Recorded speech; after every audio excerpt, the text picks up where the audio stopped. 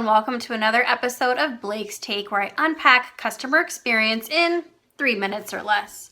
Today I want to start out by thanking our sponsor, Plantronics, and I'm going to tell you a little bit about Plantronics before I get into today's topic, which is going slow to go fast. So Plantronics is a global leader in audio communications for businesses and consumers. They pioneered new trends in audio technology, creating innovative products that allow people to simply communicate. So thank you to our friends at Plantronics. Today I want to talk about going slow to go fast. This is actually a phrase echoed by Gretchen Rubin, the author of many books about good habits.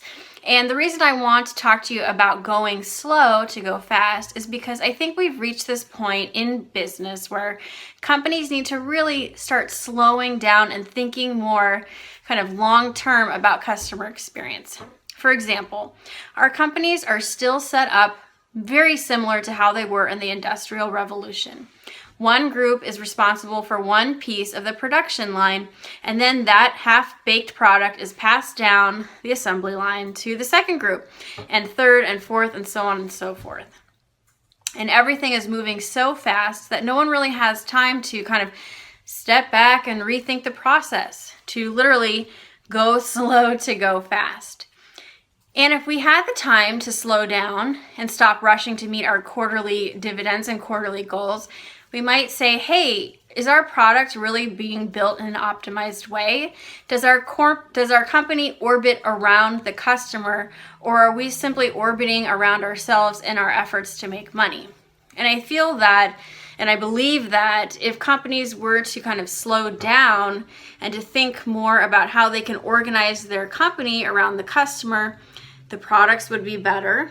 The experience would be much better, and employees would be happier too. Because how many of us have worked at big companies, I know I have, where you rarely interact with people from other groups. And it's so important to interact with people from other groups because who knows if you are creating that part of the product in the most sensible way.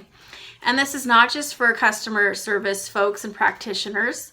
It's also for folks in engineering, HR, finance, product management, marketing. And so I believe this idea of going slow to go fast later is hugely important. I'll give you one quick example. Jeff Bezos owns so much stock in Amazon that he is not beholden to investors. And this allows him to make long-term decisions that always have the customer at the heart of all of the decision-making processes. Because he's not worried about being fired. He owns so much stock, it's really, the quarterly announcements are not kind of live or die for Jeff Bezos. And that is why I think Amazon has been so successful. So that's all for this episode of Blake's Take. Again, I want to thank our sponsors, Plantronics. If you haven't already, go buy yourself a Plantronics headset. And until next time, thank you for watching.